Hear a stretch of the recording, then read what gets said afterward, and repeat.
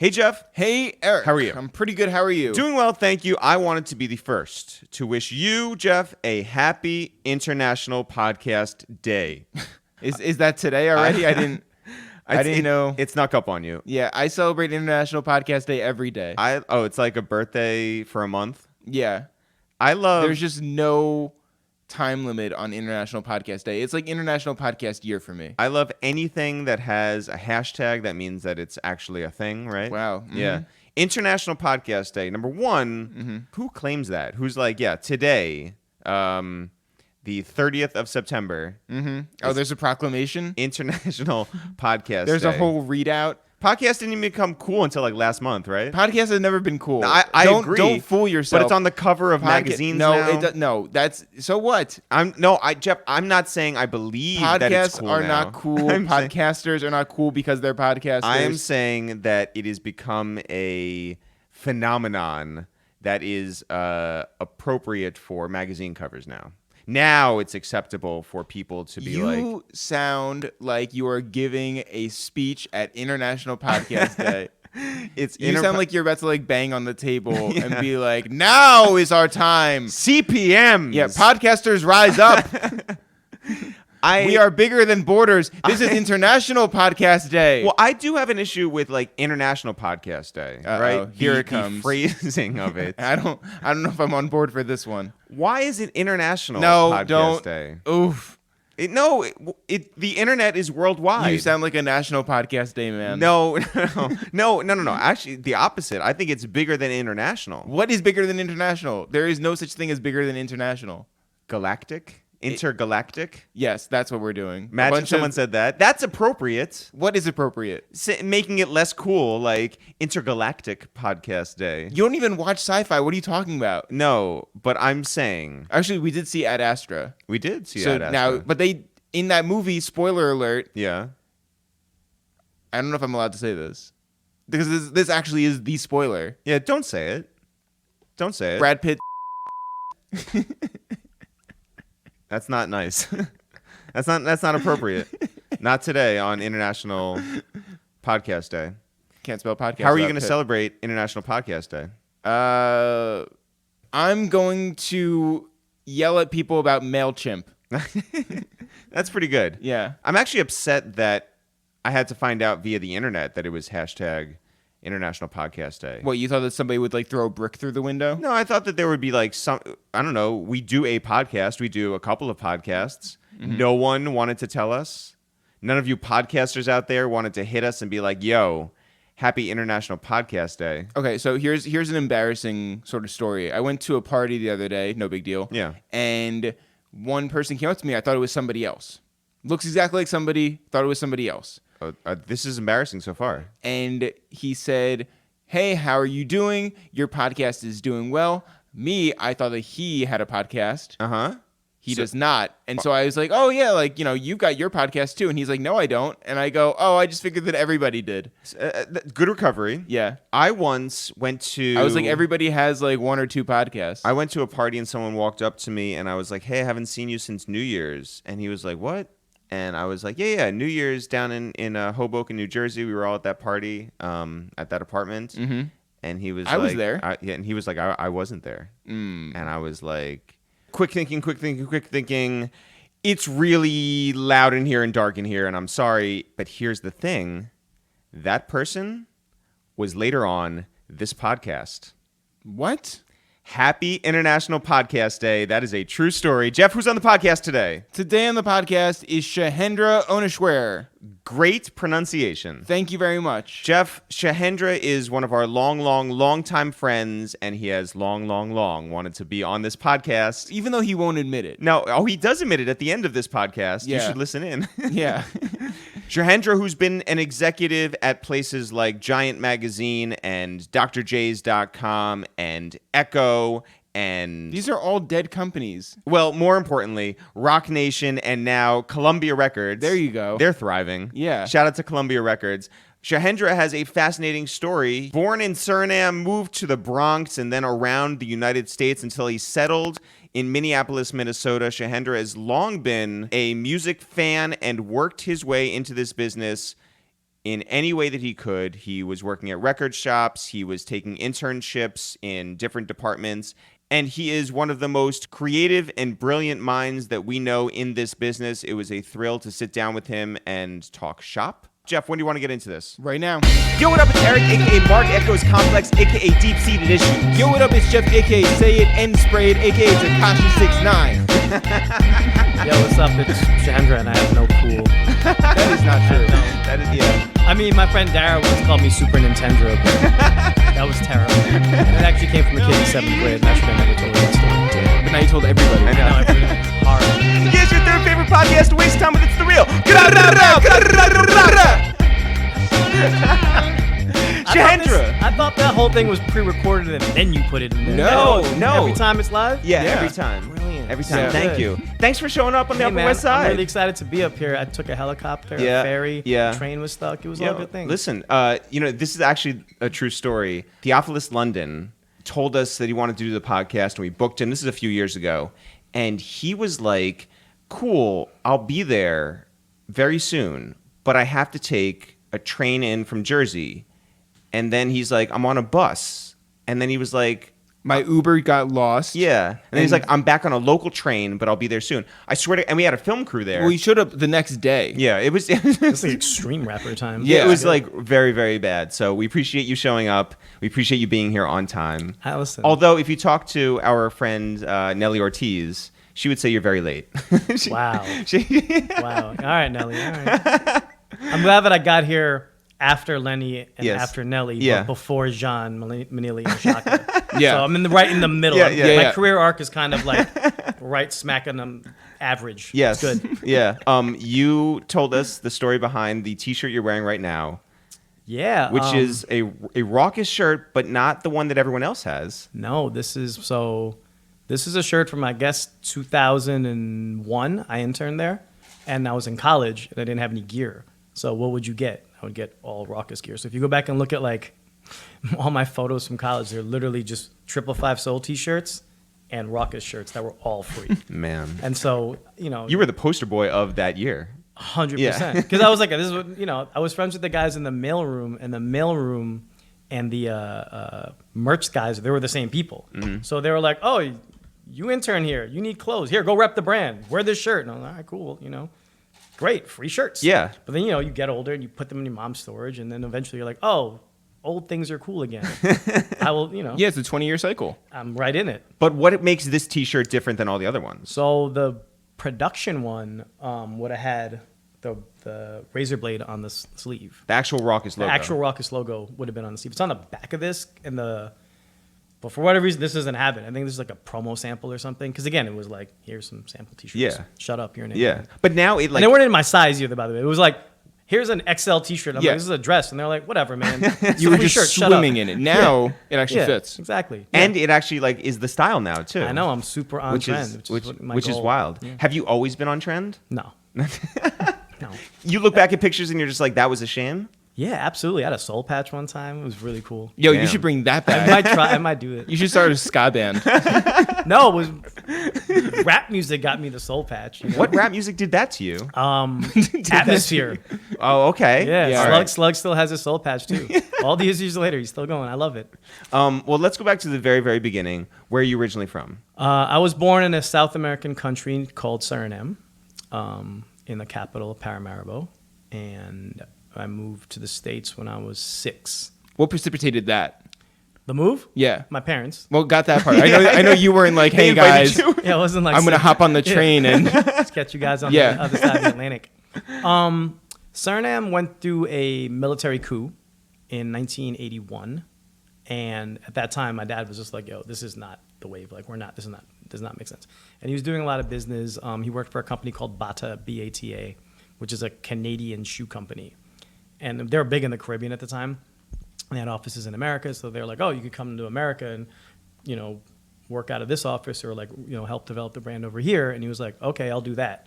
And then he came here and he's like, "Yeah, this is fine." And we moved, and So it was just you and your parents? it was me and my parents. Yeah, And you showed up and moved to where? the Bronx. That's So a- that's Hip hop was Parkchester. born. yeah, that's a huge change. Imagine. So I'm There's like a mango tree in front of my house in Suriname. I'm like, it's a tropical kid. I'm just running around being a kid.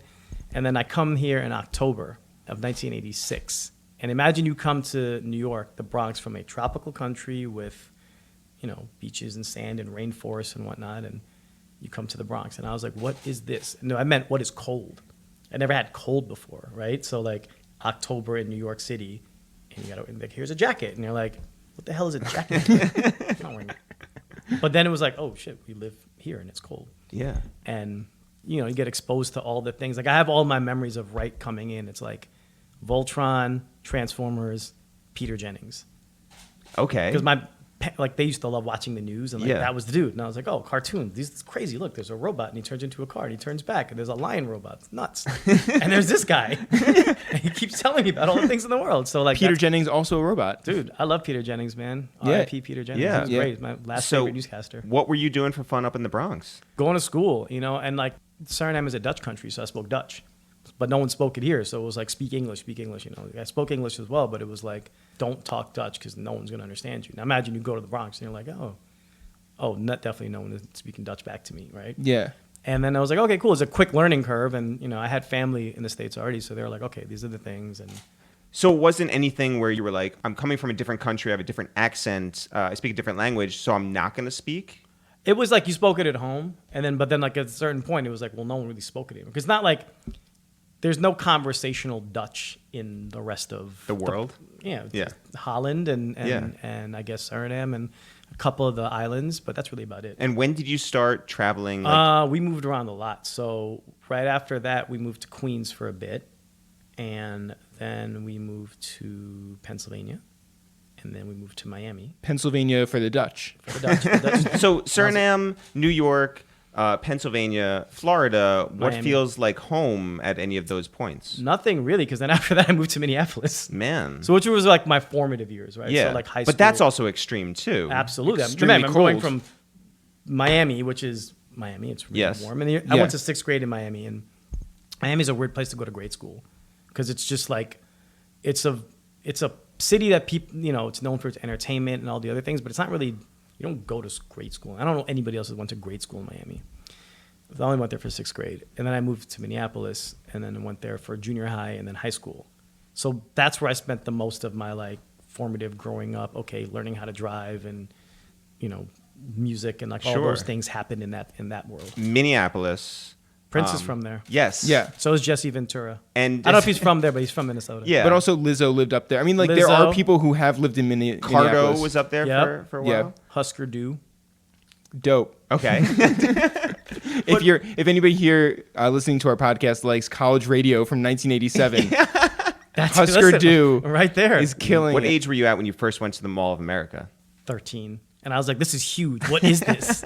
Camp Snoopy? I was like, this is amazing. There's an amusement park in the mall. That's unreal. I never went on the rides at Camp Snoopy, Mall of America, though. Really? It was Were one you, of those things were you afraid of rides? No, I just like watched it, and I was like, this is a spectacle. Like, look at it. It's Yes. it's so much. By its nature, it's a spectacle. It's the biggest mall in the world. Yeah. Yeah. I don't know So- if it still is. Well, It was at I the think time. I think it must still be, right? I feel like they built one in like Dubai or something. Oh, Probably. Just be Yeah, like, yeah. ha, we're 1 square foot. But like bigger. we grew up, and in like high school, the thing to do was like you go to the mall and Yeah. you walk around. That had to be like times 10. It was times 100 because you go to Times Square. You'd go to the mall. Exactly. It's like Times Square with multiple elevators. You would go to the Mall of America, and you didn't do anything. Is that where the like movie theaters are? Literally everything is there. Yeah. There's an amusement park in the mall. There's But what is outside the mall? a parking lot? Many. No, I mean like like You mean what is there to do besides the mall? Yeah. I mean, Minneapolis is a pretty robust city in that sense. Like there's Target. There's Target. The Vikings, the Twins. No, there's a sports. Are we North- sponsored by the city of Minneapolis? the North Stars at the time? Yeah. Yeah, okay. Think about it. You have a football team, baseball team, hockey. So you have all these sports things, and with that, whenever you have sports, you always get music with it because when the arenas are not being used, what do you put in there? You put music. Yeah. And because it's one of those states that's like a Philadelphia, like it's not a top 10 city like a New York, LA, whatever, but it's right under there, and so you get this huge influx of people coming in, whether it's to do things that are in music or arts and entertainment. And then also you have Chicago right there, you have Milwaukee, so you have this kind of other interesting intersection of things. So like, what concerts were you going to? Everything. So that's the thing that's interesting, right? Like, because you're living in this city that's kind of collegiate, but also at the same time, like there's different scenes of music, and you have hip hop, you have rock, you have, dance music, Chicago, like all these things are funneling up to one place. So you could go to a rock show or, hip hop show one day and then go to a rock show the next day and go to a rave the next day.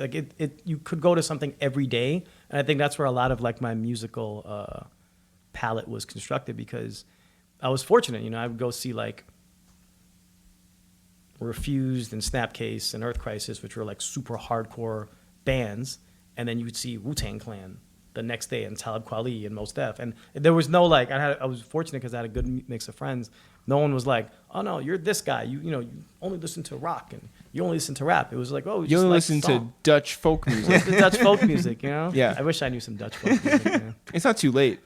Listen. Were you into like the real Minnesota hip hop, like Atmosphere, Yeah. Sage Francis, that sort of stuff? Sage Francis is not from Minnesota, but Well, it just shows how little I know about. here's the thing, man. Minnesota. I gotta always give these guys their props, because like, so Atmosphere was the local heroes, right? It was super hip hop. This is like 1995, 96 is like they're selling mixtapes, and the mixtapes were actual cassette tapes. It was called Headshots Volume 1, 2, 3, 4, 5, and they had really cool names. It was like Industrial Warfare and Effort, Compensation, like each one had its own name, and then they had all these different guys and they'd rap on it, and it was really cool, right? And then Atmosphere broke out with the Atmosphere album, Overcast, and that was like a big thing because it was a local independent record. It was 1997, so I'm like 16, and it was a big deal. It was like, oh, these guys released a full-length album, and these guys were like, the thing I always appreciated the most about them was like they were very approachable. So if you went to a show, they come out and they spoke to everybody after the show, or they, you could talk to them. They weren't like, oh, I got to leave. Don't speak to me. I'm a celebrity. I'm a star. It wasn't that. So through that, it was like, you were able to kind of like access more. And then they opened a record store called The Fifth Element. So when they opened the record store, they have this record store and they're selling all this, hip hop, and then they're selling merch, and then they had a turntable stand, and their DJ, this guy, DJ Abilities, who was like a DMC champion 2 or 3 times, I think, he would be in there scratching. So now you go into this record store to buy anything, right? You could buy whatever release commercially was available or local independent stuff, and these guys would just be in there. And Slug, who's like the main dude, would just be there at the cash register. And he's just like, yeah, it's $16.95. Did it feel like your thing because it was so local? Yeah, I think it was everybody felt like that, because it was like you contributed. Like you could literally see you giving the money to the band was furthering these other things, right? Like you were furthering the existence of this record store, or them going on tour and like making more music. So when another album comes out, even from another group, you're like, some way, shape, or form, I had something to do that, because you're helping to finance it, and you're creating this really direct relationship, with the artist as a fan. And then at the same time, there was other groups that were coming out of there. So then you could go to their shows and they would put people on. Okay. And then, they had put on Eyedea, who was like this amazing battle rapper who passed away some years back. Yeah.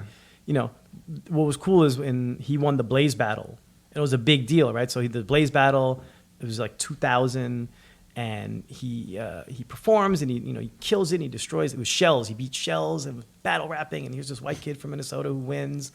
And it was just like, oh shit, we know him. Like, that's crazy. On HBO. Yeah. And again, if you're 18, 19, you're watching this and you're just like, whoa, that's nuts. Like, You lived for a time, obviously, in New York. Yeah. Lived for a little bit in Miami. Bigger cities, different, hip hop scenes that Yeah. are true to each city. But it's so interesting because I don't know that we've spoken to too many people who are from a mid city that have a specific like hip hop scene Yeah. there. Because like, do you even think of like the bigger stuff, or do you take that like local thing versus the commercial thing like to heart? You do at the time, right? Because so the thing that was interesting about that city, and it still is to this day to me, is the scenes were, at least the ones that I was in, were hip hop and punk. And like the punk scene is, at the time, I would say almost eclipsed the hip hop scene, the local hip hop scene. Because there was a record label called Sociopath, and they had a house. They literally had this crazy 2-story house, a lot of graffiti in it, said Sociopath House. It was a recording studio. and like a punk thing, whatever. It's like their version of like Motown. Kinda. And bands would come, this is the thing where like bands would come and record, like we'd have a band, okay, I hate you, and then we break up, and then you're not gonna start a band with him, and that's kind of what a lot of stuff ended up happening. But at the same time, it was like they all support each other. So you could go to this house where it was hardcore punk, and then there'd be some of these guys from like the Rhymesayers crew there. And you're like, wait, and everybody dressed, according to their scene, so to speak. But you would see like the rap guys there, and you're like, oh, they're here, with the punk guys, and vice versa. And even at the shows, they play each other's music. So That's you dope. were always exposed to like different types of, scenes or music or whatever. But it all felt very organic and natural because you're like, oh, I'm going to go here to this thing and go to this other thing right afterwards. Yeah. And there's nothing have changed. Were you wearing Jenko jeans? No. Were Jenko jeans wearing you? Probably. I mean, everybody had like the wide leg jeans. I don't think I had Jenkos by name though. Mm-hmm. Everybody had I wore Ecko. I mean, Yeah, sure. They were huge. Yeah. Yeah. You went to college. I did go to college. Where'd you go to college? I did a year at the University of Minnesota, and then I moved back to New York and I went to Hunter. Okay. And when I got to Hunter, I was like, oh, okay, cool. Back. I'd come to New York all the time. I have family here. I'd spend like summers out here and whatnot. I came back and I was like, cool. I got to finish school. Like, I got to figure this, Well, what made yeah. you want to leave Minnesota, the university and the state? I think, it was, my parents got divorced when I was like 15. And I was like, all right, this isn't really where I want to be.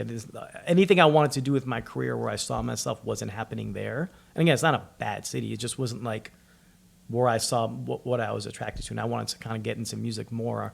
And it really became, I remember, I'll never forget, I bought this record at the Rhymesayers store called Deep Puddle Dynamics. It's a Wow. weird How 1990 Yeah. super Yeah. back. Yeah. 1998. And thank you. And as I'm paying for it, Slug is like, hey, I was like, oh, it's probably the last record I'm going to buy from you at this store. And he's like, what do you mean? You're going to go buy from somewhere else? And I was like, no, man, I'm moving to New York. And he's like, take our info. You call us when you get there. What are you going to do? And I was like, I'm going to school. And he's like, bet. Take our info and hit us up when you get there and you get situated. Like, cool. And Sadiq, who's the owner of the Rhymesayers label, like he and I had gotten cool. So it was one of those things where he was always like, all right, here's what you do. When you get there, here's who you call. Look at CMJ, like learn some things, whatever. And I'm like, great. So I get there. And the first thing they tell me is like, when you go there, go to the radio station and join the college radio station. And I was like, okay. The radio station being just Hunters. At Hunter. They were like, they Yeah. didn't even know where I was going. They were just like, yeah, wherever you go, Yeah. you join the radio station. They Yeah. could have gone to vocational school. They were like, Right. Go to the Yeah. vocational school radio station. So I go, and I literally, first day I walk in, and I'm like, hey, I'm going to join this radio station. And the guy who's the music director looks at me and he goes, who are you? And I was like, go to this school. And he's like, whatever, man. Come here. And like, you have fill out your application. And then like, this is like super hip hop competitive stuff back then. It was like, well, can you DJ? And I was like, I actually can DJ. I had my turntables and I'm not a DJ. I can scratch. I listen to DJ Qbert. Yeah. And he was like, okay, go mix. So they put me on air and they're like, mix now. And they all watched. And like I had to blend and scratch properly. And if I didn't, they were like, yo, you can't be in here. What were you playing? Reflection Eternal. Yeah. Most Def, Quali, and Mr. Man. Just all Fortified Live. Yeah, from Yeah. track 1 to Yep. track. Yeah. And and I had a metal scratch session, and they're like, it wasn't painful, right? It was like a 1 minute exercise. They're Yeah. like, all right, you can hear. Yeah. And then they were like, cool, you're in. I was like, all right, good. So I call Rhymesayers back, a couple, and get it situated. I'm like, hey, you were right. And they're like, all right, we're going to start sending you vinyl. So they just start sending me records like when they would put out random stuff and, give them. Wow, what a bummer. You thought that you were getting like a real, like a friendship thing. No, Yeah. it And wasn't they were a like, friendship. Then that's how you learn about this business. Everything's transactional. yeah. No, but it were cool. You thought And that then- they were trying to look out for you, and meanwhile they're just like, no, we want a guy on the inside Yeah. who's just gonna play our and records Hunter for College free. Radio. Yeah, this idiot won't even ask for payola. Yeah, exactly. I didn't even know what that was back then. You're a tastemaker and an influencer. Yeah, and all these cool Instagram terms that didn't exist Yeah. before, You're Yeah. 2 minutes into your stay in New York. 2 minutes into my, Or what are you majoring in? media and English. Okay. And, at Hunter, I met a bunch of people that I'm still friends with today, like, Timothy Cornwall, a.k.a. Tim Hotep, and Thomas Harris. And all of us went to the same, we kind of all were trying to figure out what was happening at the time because it's early 2000s New York, and there's a budding hip hop scene. Kind of like the shiny suit era is done. Labels are making money. Magazines were like, oh man, if you worked at a magazine, you're crazy. What are you talking about? You work at Vibe? Yeah. That's an amazing place, right? So what's the small community that you can find that's similar to the backpack community that you left back home? The backpack community in New York. Yeah. Yeah. Because you would go to these, I remember going to Lyricist Lounge shows and seeing like Dave Chappelle being like the intro guy, because Mos Def was playing, and you're like, oh, Mos Def, like, do you know this guy? Like, this is amazing. He has black on both sides, Black Star. And so you end up going towards that scene, and like the punk scene that they would, like the punk scene in Minnesota is people touring from other cities and then playing in there. Here it was like Buffalo, Syracuse. That's where all those bands were housed anyway. So you had that in New York, but like New York had the biggest bands, right? Helmet, Orange 9mm, Quicksand, all of these like legendary bands come from this part of the world. So you're always looking for that. And even the offshoots, like, oh, the guitarist left and he started this other band, and this guy, the bassist, is now with this, and like that was like what you would just kind of look for more and more. What kind of venues were you going to? SOBs and Wetlands were kind of like, that's where you stayed. Everything was coming through there. Everybody was there. Lyricist Lounge was running things through there, and then Lyricist Lounge, Rawkus, like all of those guys were doing things. So it became like this element of like, how do you get connected into that world, and what does that even mean? Because again, like, no one really knew, at least not, I didn't. You didn't really know what the record label was or what any of these things were. You just were like, I know that brand. They put out good music. I want to somehow do something with them. Yeah. I know this press outlet, Double XL, The Source, Vibe. What is going on over there? Was there a title that you were interested in? Was there like a specific part of the business that you saw yourself? So when I was at the Hunter radio station, CMJ, the College Music Journal, I don't know if anybody reads that anymore. I think they're out of business. Oh. Yeah, right? They don't do funny, CMJ anymore. What we really knew it for was like, they had their once a year, their festival or whatever. Yeah, you would just, every venue in the city was a CMJ show. Yeah. Oh, yeah. And so you go through, and the job listings were in there. So I was like, okay. And randomly, I'm like, oh, there's job listings there. Cool. So there was a job posting for a public relations intern at Rawkus. And I was like, I'm in. Like, just because it was Rawkus. Just because it was Rawkus. It was like this cool brand, and like they had great artists, and everything about it felt very like New York premium hip hop. Like, this is the real thing. But also, it was like an entry level job, and that's what you needed. No, it wasn't even an entry level job. It was an internship. Yeah. It's less. Yeah. So, because I was working at the radio station, I call and I'm like, hey, I already work with you guys. Yeah. And they're like, no, you don't. I'm the Midwest Connect. I can get you atmosphere. And they're like, no, you can't. So I'm like, but then the guy was like, all right, this guy named Jesse, he was like, all right, cool, send over your resume. I'm like, resume. I worked at a flower shop when I was in high school here. I can tell you about orchids, which I really can. Yeah. And he's like, all right, come in, meet with them. He's like, cool. You got it. This is a Friday. So I start on Monday. So over the weekend, I tell my grandmother about this, and she's like, oh, great. What are you going to wear? Where's your suit? And I'm like, suit? Hip-hop label. We don't wear a suit. Grandmother's very West Indian, so she was like, no, you have to look presentable. You can't look like a bum. I was like, cool. Agreed. So she makes me wear a suit. So I walk in on Monday. I come in, and the receptionist just looks at me, and she's like, what? I was like, I'm here for my internship. And she's like, are you in the right place? And I'm like, this is 678 Broadway, 4th floor. I'm in the right place. And she's like, all right, who are you here to see? And I tell her the person, and she goes, oh, they're no longer here. And I'm like, now what do you do? Well, you were dressed up for a funeral. Listen, man, it was a nice suit. And actually it wasn't. It was a terrible suit. And his boss, this woman named Devin Roberson, she comes to like, oh, this person is here to see Jesse. And she's like, well, Jesse doesn't work here anymore. And I was like, okay, well, I had an internship. And I'm kind of like, what do you do? Like, I'm in this suit. Yeah, can't go tell my grandmother at this point. I'm not going to leave. I'm here for the listing. I'm here to learn about PR. For free. Yeah. And she's like, do you know how to use a paper cutter? And I was like, yeah. And she's like, do you know how to use a glue stick? I'm like, yes. She's like, all right, cool. Can you cut stems? Now it gets better. She goes, you're in. I'm like, all right, cool. do press clippings. I'm like, what's that? She's like, you're going to take these things, you're going to glue them together and make a press clipping kit to show our bosses like the coverage we've gotten for the artist.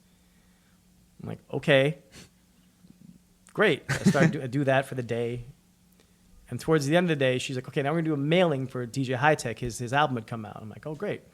She's like, here, the envelopes are there, and here's the list of people you have to mail the things to, and put the CDs in and mail them out. I'm like, no problem. Where are the CDs? And she just looks at me. Mind you, I've never been in this place before. It's my first day in like the office. And she goes, you're in college, figure it out. So I'm stumped, like kind of like looking around, I don't know what to do, I don't know what to do. And this guy, Headquarters, he had passed away. He was part of Gangstar Foundation. Yeah, totally. So Headquarters comes up to me. He's like, what are you looking for? And I was like, oh, the CDs. He's like, man, they never help you, do they? And he opens the thing. He's like, this is where all the CDs are. What do you need? I tell him, and he's like, okay, cool. You're fine. Come find me if you need anything else. And I was like, okay. That's so decent. I mean, he was, and he You're still wearing a suit. I'm still wearing a suit. Now, at the end of the day, okay, I'm done with my internship. And she's like, okay, what are your days? I'm like, Monday, Wednesday, Friday, whatever you need them to be. She's like, okay, cool. Gives me a schedule. She's like, come here. Don't be late. Got it. Don't wear the suit. I was like, yeah, I did that for a summer, and I learned, a lot. And Who'd you meet there? I met Smith & Wesson. Wow. Which was cool because Yeah. I'm a big Smith & Wesson fan. I would see Mos Def here and there. But he was like, you see Mos Def, like, oh, shit, it's Mos Def. Yeah. Big deal. And one of the funniest stories is Cool G Rap had been signed there, and he did a photo shoot with his wife. So he did a photo shoot for his album. Then he did a photo shoot for his he did another one like with his wife. I don't know what they were doing. And they lose the photos. So the general manager comes to me and he's like, hey, can you go again? I don't know this guy. I'm an intern. I'm gluing things. He's like, can you go tell G Rap that we lost these photos? And one of my other friends there pulls me aside and he goes, the other intern, he goes, don't tell him anything. He's like, Cool G Rap will kill you. I was like, yeah, I know. I'm not doing that. Yeah. I'm not going to be the person who gets slapped up because. Oh my God. But yeah. So.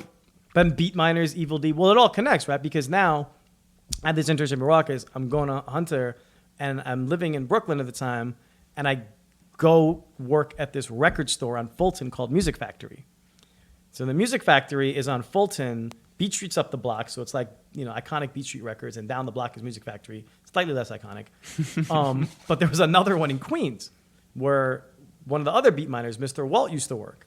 So now I go to work at this record store. I'm like, okay, cool, records. Then I go back to Rawkus, and I see Evil D and Mr. Walt, and they're like, we know you. And I'm like, yeah, I work at this record store. And they're like, you're an intern here. Hold this box. I'm like, oh, okay, cool. And it just became one of those things where, like, that's when I started seeing how interconnected everything really, really was. Because I think for a long time, you don't realize how the distribution, everything is so centralized. And, like, who you're going to meet in just the most, I don't call it a mundane job, but just something that, like, isn't as sexy as people think is. I think a lot of people get trapped in, they're like, oh, it's music business, and you get to go to this, and there's parties and the Grammys, and that stuff's fine. But, like, when you're starting out, you're in this position where you're dealing with, like, the not as fresh stuff, but it actually ends up being the cooler stuff. Because the more I think about it, the every great connection I had, including like the launch of like starting my career, started at that record store. Yeah. So, at that record store, they would do in-stores. And artists would come by and play their new music. And they're all the new signed acts, right? So this is like 2002, right? And you get RZA. RZA puts out Birth of a Prince. And I'm the guy at the record side of it with the vinyl. So like I got to play the records when he comes in, Do all your scratches, all your do tricks. all my scratches, do all my flares and grabs. And I'm super it's RZA. Like, I'm a huge Wu-Tang fan. Like, this is the guy. Like, this is the the most important to me, like, iconic figures of that. And he comes in and he's like, "What's up, RZA?" And I'm like, I know who you are, man. I totally know who you are. Just start throwing up. Like, there's nothing you could do. And he's just like, he sits there and He's a superhero. he's just signing people's autographs, and he's just talking. He's like, hey, that's cool. I like that. And what record is over there? And like, because you have mad record stash behind the DJ booth. And he's like, what's that? I'm like, oh, it's Random 45, reggae. So I like reggae music. Let me hold that. Let me see that. Okay, cool. And somehow randomly, we just start talking about music stuff. And he's just like, I put out this album. It was the Birth of a Prince record. He's like, yeah, I put out independently, or I guess independent at that time. And he's like, because, eventually there's only going to be like 3 labels. There were way more labels back then. Yeah. And he's like, there's only going to be 3. I'm telling you right now. And I was like, all right, RZA. Like, cool. And then like a couple months later, Prodigy comes in. And they're like, oh, Mobb Deep has a in store for their album. We need you to DJ for Mobb Deep. And their DJ's late. And I was like, you need DJ for Mobb Deep. Like, I can't DJ for Mobb Deep. Like, they're a real group.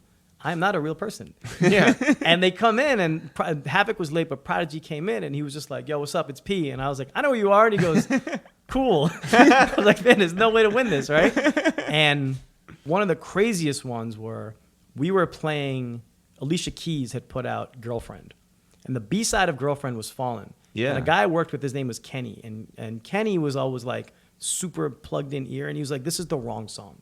He's like, this Girlfriend song is not it. Right. He's like, it's the other record, I'm telling you. And I was like, I don't know, man, sure, if you say so. Because again, like he'd been around for longer, so he kept playing it over and over again. Alicia Keys comes and does her in-store. They had heard that this record store was always playing this song. I don't know who. Because back then they had retail reps who would come in, right? And the retail rep would tell you, play this record. And they're like, no, we're not playing that, we're playing this. And she's like, oh, I heard you guys are always playing this. And he was like, yeah. This is the better song. How seriously were you taking school at that point? Super serious. Oh, okay. I'm West Indian, man. Like, you could not take school. I had to get good grades. Like, all the Had to wear your suit. Had to wear my suit. Yeah. I didn't, I was going to school. I was going to class. I was working. I was doing, being real West Indian. I was working 5 jobs.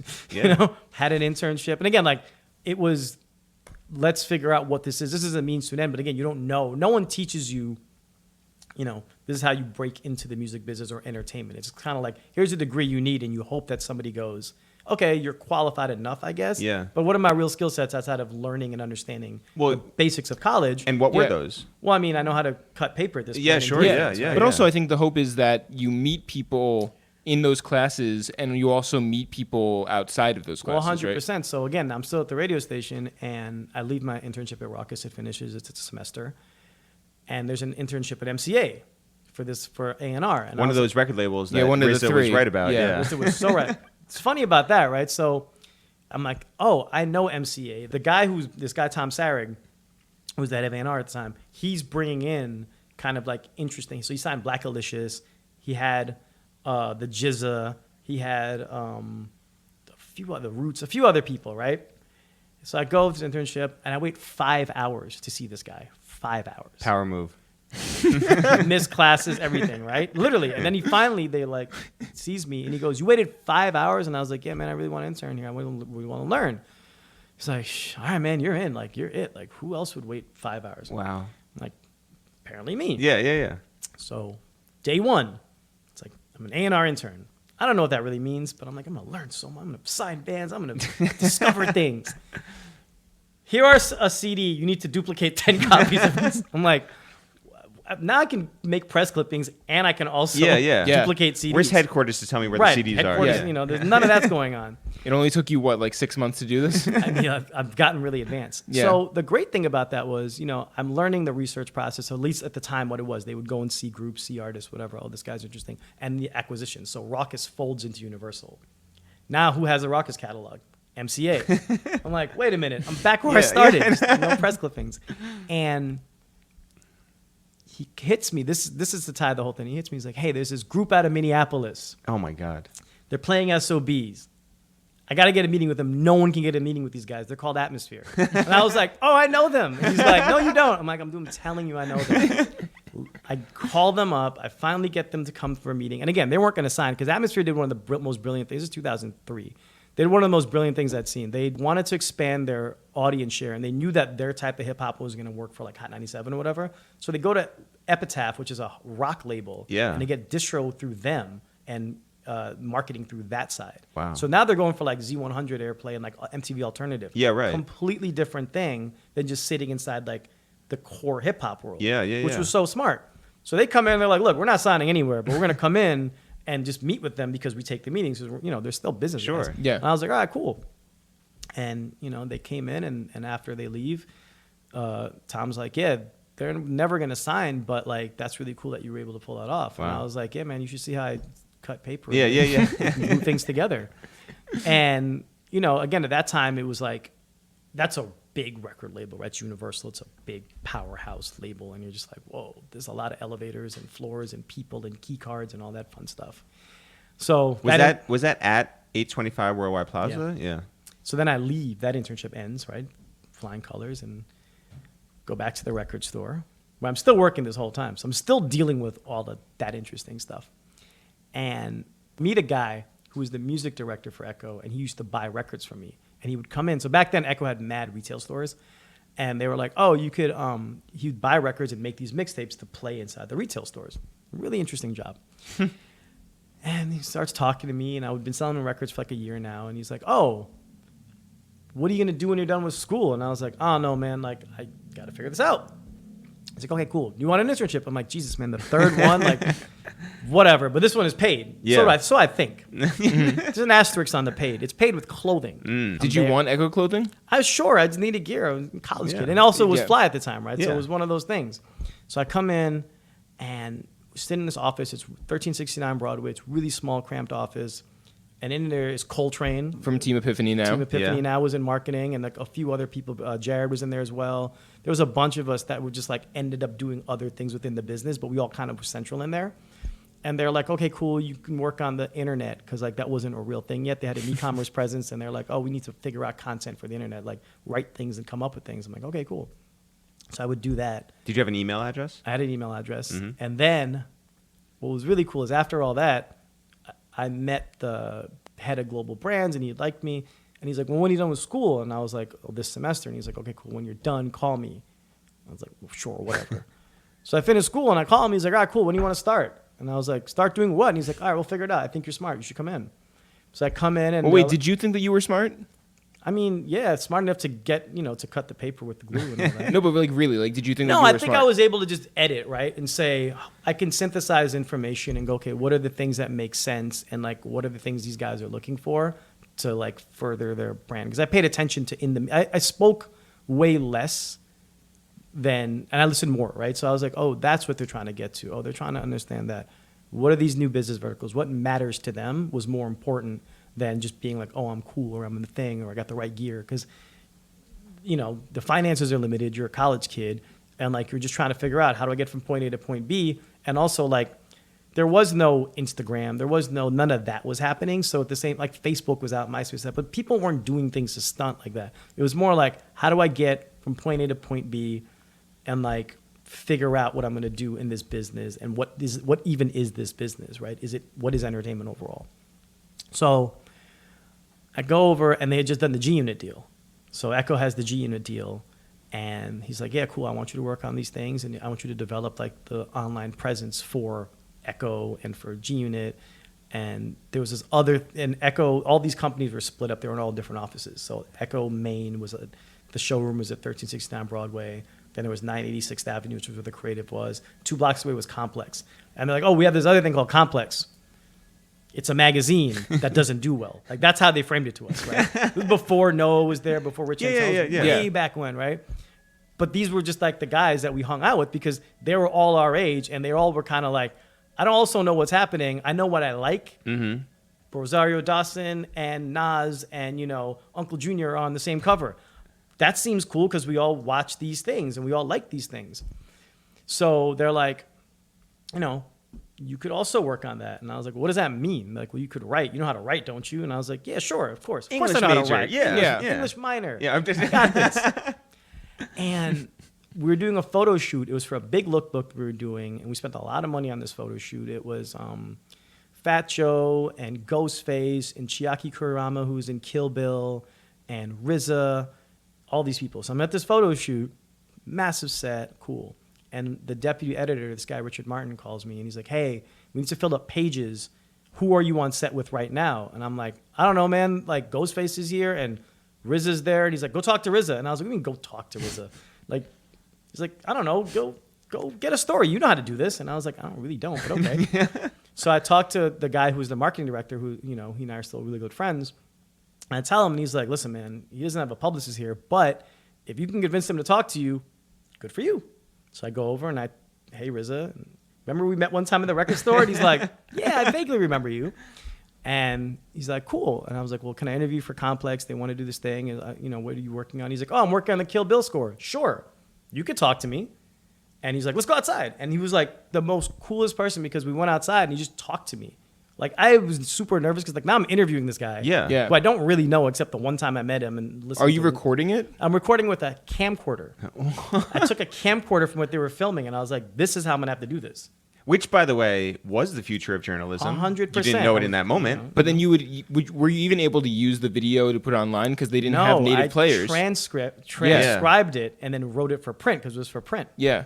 So I bang it out, whatever. I write it, and it's like, it's not a great written article when I write it. So they edit it, they send it back. I'm like, oh, I see what you guys want. Like, you don't want just me to report to you. You want me to give it some flair. So I do it. Then they call me and they're like, oh, by the way, we upped your thing. Can you give us, it was a 200 words to begin with. Like, we upped your thing. Can you give us 400 words? And I was like, sure, I can. It's just 2 times as much. Yeah. So I send it to them. Cool, there it is, whatever.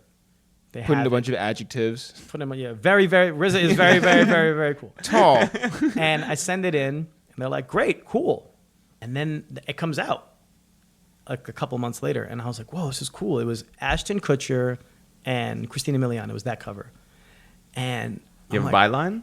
yeah, I have a byline. Man. They And fit it's- your name in there? Yeah, they fit my name in there, the whole thing. and I was like, wow, this is so cool. Like, you know, I have it framed. This is my mom's house. Yeah. And I was like, this is cool. And then they would hit me every so often. Hey, you know what? I'm still working at Ecko, whatever. And they're like, oh, you want to do this?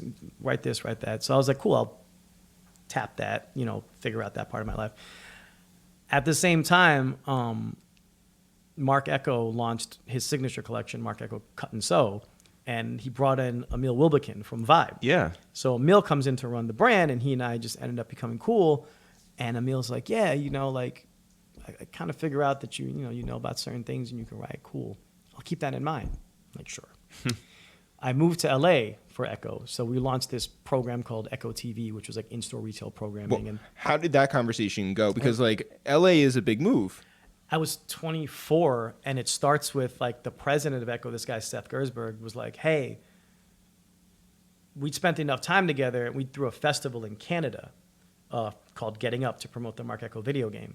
And we were promoting the video game. It was a big concert. It was like Mos Def and Kanye West and Nas and Fat Joe, and huge 2-day thing at the docks in Toronto. Man. Massive. Yeah. And he's like, you know, we'd spend time up there, and he's like, oh, we should spend more time together. And I was like, cool, he's the president of the company, and I'm not, you know, I'm a low-level employee, whatever. And he called the guy who ran the West Coast office. He's like, oh, I like this guy. He should go to LA with you and work out of your LA office. So he comes to me and goes, hey, do you want to move to LA? And I was like, he didn't like preface it with anything. It wasn't like, hey, what's up? How you doing? He just walked up to me and started. And I was like, this is a threat? Like, what are you saying? Well, actually, was it a big deal because you had moved so many times? It wasn't. It wasn't a big deal because what I did very quickly in that moment, to your point, is I thought about it real quick. And I was like, well, what do I have? I rent an apartment. I don't have any kids. Right. You know, at the time I didn't have a girlfriend. I was just like, what am I really losing except, you know, I didn't. 3 hours. I wasn't going to break my lease either. So Yeah. I was like, I didn't have anything really. I didn't own anything that I was like, oh, I need that except my records. Yeah. So I was like, yeah, that sounds fine. You give me more money? He's like, yeah, I'll give you more money. I was like, cool. Well, that being said, so like one time I was working for HBO on this failing website back in like 2007, and they were like, hey, the website's doing terribly.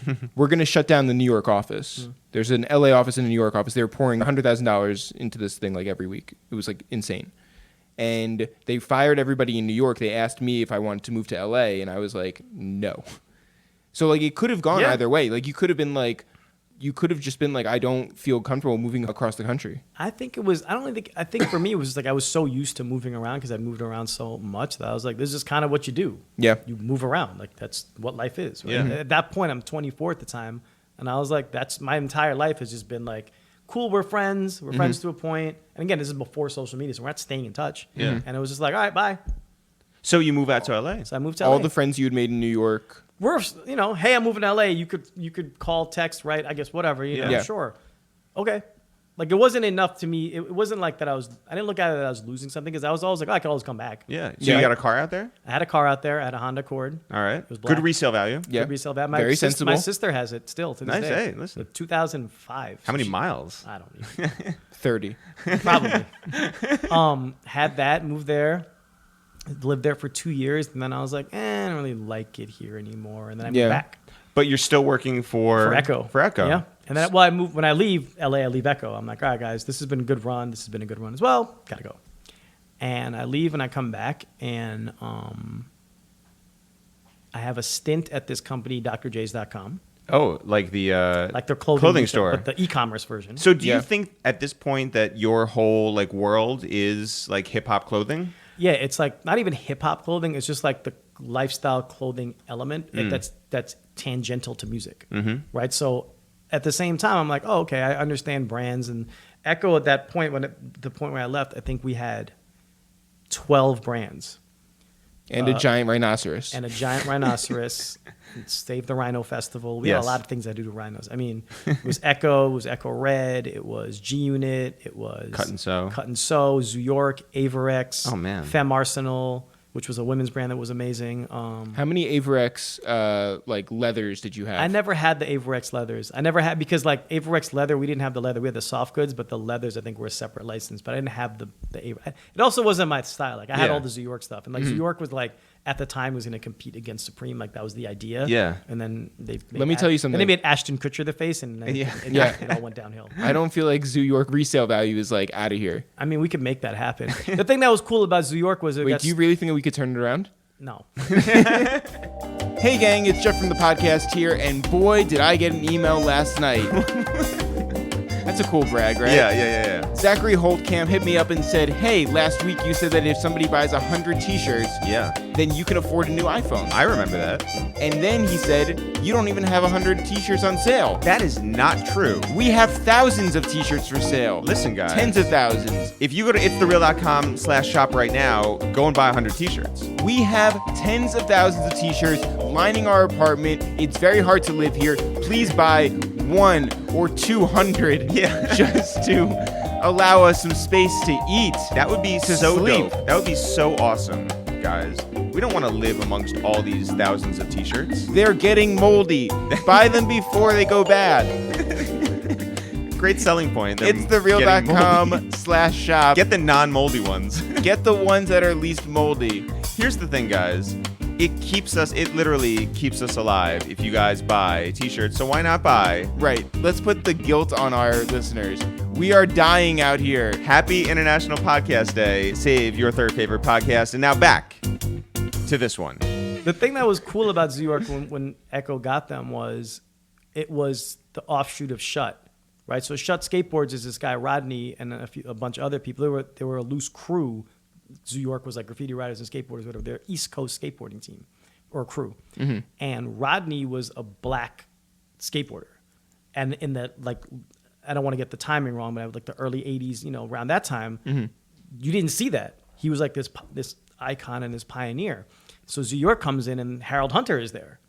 And you're like, oh shit, that's Harold Hunter. Like he's a legend in the skate world and he's just raw. Like this dude is just a raw dude, just crazy. And you would see him and like he'd pop up to the office with like Rosario Dawson. And you're like, whoa, this is nuts, man. Rosario Dawson's here and also is Harold. And then like I remember one time I was in Queens. I was at this diner, random diner, like super late night. And I see him and like a few other guys. And he's like, yo, what are you doing here? And I'm like, eating. And he's like, what are you doing? I was like, what are you doing here? He's like, oh, we're skating swimming pools.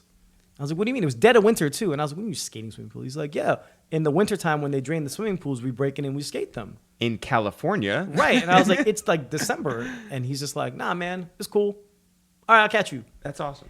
And like, unfortunately he passed away, but like Harold Hunter was like it was just a cool, again, all these guys were just like pop culture figures that you knew him from kids. And then you would just see him and he was just cool. Like it was just like a cool guy. So drjs.com, was Karmaloop your biggest like competitor? Karmaloop was the biggest competitor at the time. Ooh, fuck Karmaloop. Am I right?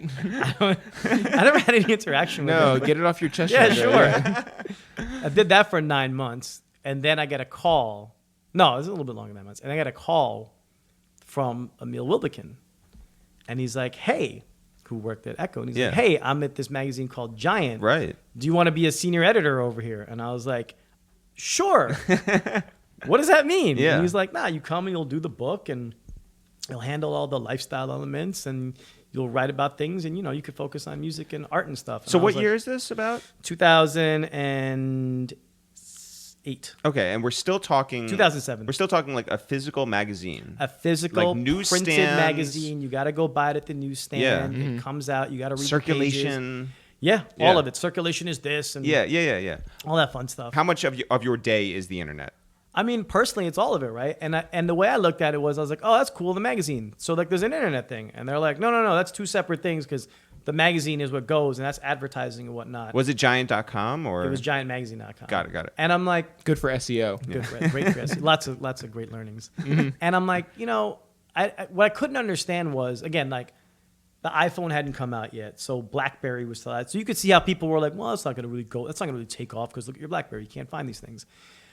And I was like, no, this is the real thing because people buy things online. People don't buy things online. You're crazy. Like, that's never going to take off, right? There was a lot of that. Yeah. And you mean fear of like putting credit cards on there, or I think it was just like you wouldn't get your product that you ordered? It wasn't even fear. I think there was this Probably thing just about, that it wasn't real. it wasn't real, and there wasn't instant gratification, right? You couldn't just go in and pick up what you wanted. It was try it I gotta on, wait, right, Yeah. and I can't send it back. And what if I need it tomorrow? Like people were doing very binary. It was like, if I can't get this right now, then I'll never get it. And if I get this and it's the wrong size or it doesn't feel right or if it's not the right color, Then what? then I'm screwed. Yeah, right. And you're like, I don't know if that's necessarily true. But again, the iPhone hasn't come out yet.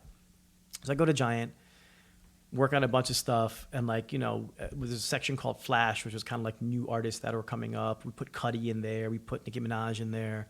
I was fortunate to work with a lot of really talented people, Mary H.K. Choi. Yep. Like people like that she was our features editor, Emil, obviously. And like, you were able to learn kind of like how things worked and, okay, this is what I'm going to make this big. And okay, if you put this person here, then, and timing and why would you do, because I think a lot of times people would be like, no, you got to put this thing in there now because this is like the cool person. And they were like, no, but is this the right thing in 2 months? Right. This Right. magazine drops in 2 months. Yeah. So you learn how to be ahead. So a lot of us, and I think a lot of us now, like a lot of my peers that work in either the music business or other things, a lot of us who came from the publishing world always had this mindset of like, well, is this relevant in 2, 3, 4, 5 months? Because that's when on stands, it needs to make sense. Instant online is, publishing online is fine, but you really need to be aware of like what's going to happen in the future and hope your bets are right. Because you don't want to be the guy that placed like the wrong bets overall. Yeah. And you're like, he never hit anything right. Right. And it was a cool scene because like, Santos Party House is happening. Like Yeah. there's a lot, that scene is kind of reemerging and you get like this proximity of like all this new generation of artists like Cudi and like Kanye's being like all the music that's coming out of those camps is more interesting and different and more dynamic. And then the iPhone comes. When the iPhone comes, everybody's like, whoa, what is this? And there's apps and it's touchscreen and it's a cool thing. And then you start realizing, oh, wait a minute, this is going to change a lot of the person. And again, there were smartphones that had these other capabilities, but this Sure. is the mass marketed one. So people are like, oh, there's self-publishing and there's apps and I can go online and I no longer have to wait for these things. So now you have that. You have the decline of just journalism overall because of music piracy, whatnot is affecting the music magazines. And then you have the recession. All that comes at the same time and you're like, oh, shit. Yeah. So Emil leaves. He goes to Essence. You were still there. I was still there. And then he called me. He's like, hey, there's this new company. They're looking for somebody like you. Can I connect you? And I was like, yeah, man, whatever. Like, connect me with whoever. And the company was Roc Nation. But I didn't know that. That's small little company. But I didn't know that Yeah. because he was just like, he didn't tell me that. Yeah. So I get an email. I meet with some people over there. And I end up meeting with John Manili. He's just like, yeah, I like you. You seem fine. I'm like, and again, I know who he is. And this is a really funny John Manili story. Like, not even about him, but like just about this. I think one of the things I've always tried to like even tell people that I work with now, like junior staff, whatnot, is like really, really, really read. And read everything. And I don't just mean books. I mean, pay attention to what you see. So I get hired over there to run what becomes Life and Times and then I end up like, SVP creative and all that stuff and worked there for like, 8 years. Yeah. Great. The greatest part about that whole thing is I'm like, oh, I know who this guy is. He is, Rockaware and Jay-Z's manager, Rockefeller, all these. I know all these things about this guy. Except I go back one day and I'm listening to a Quicksand album. And I have the vinyl for Manic Compression, which is the second record. Remember, Quicksand's a hardcore New York band. Yeah. And I'm just, as one does, I put on my record and I'm reading the liner notes. And I see management, Scott McGee. I'm like, I know who that is. I know that name. He's managed other people. business management, John Manili. I'm like, hold up, wait a minute. So I call him and I'm like, hey, did you business manage Quicksand in 1995? And he's like, yeah. Why are you asking me this? I'm like, well, and I tell him and he goes, okay. I was like, why don't you tell me? And he goes, it's not a question. He's like, you never asked. I was like, should I ask you if you business managed everybody? And he goes, you could start. And it was just really funny to me because it's like, again, it shows you how small and like connected everything is, because an even crazier one is years later we get to talking. He's like, oh, you interned at Rawkus. I'm like, yeah. It's like, I think I used to sign your intern checks because the company he was with was part, I guess, of some way, shape, or form affiliated with the financing of Rawkus. And I was just like, oh, no, I never got any intern checks. It really is a small business and a small industry. Yeah. And I'm sure at that point you could have never seen you guys, having a friendship that lasted all these years. Yeah. So 8 years of Roc Nation. How did your skill set improve, you think, in that time? I think it just, it makes you... Because you weren't just doing e-commerce anymore. No, that I left that a long time ago. I think it helps you with, and again, it wasn't even really e-commerce, if I'm being clear. At Dr. J's? No, I'm saying that was on the creative side. Like all I was doing on that side was like coming up with concepts and creative. But what I learned there actually, and I have to give them a lot of credit for this, is our CFO was very, very, very specific on like learning CPM and advertising. So his whole thing was like, I don't want to just do things that are cool. I want you to show me measurable. And he was like, you could spend X amount of money. Just make sure the CPM is right. And I was like, that doesn't make sense. Like, you're going to let me spend $100,000 on advertising so long as the CPM falls below a certain number? And he was like, yeah, because my money is going to be maximized against X amount of impressions. And I was like, oh, I get what you're doing. You're really smart. Yeah. Right? Because I think a lot of times we get caught up in this thing of like, oh, it looks cool, or there's a big thing, or there's a billboard or whatever. And that stuff is fine, but like he was really big on measurable, transactional. He's like, I'm running a business and I want to show that this converts to this.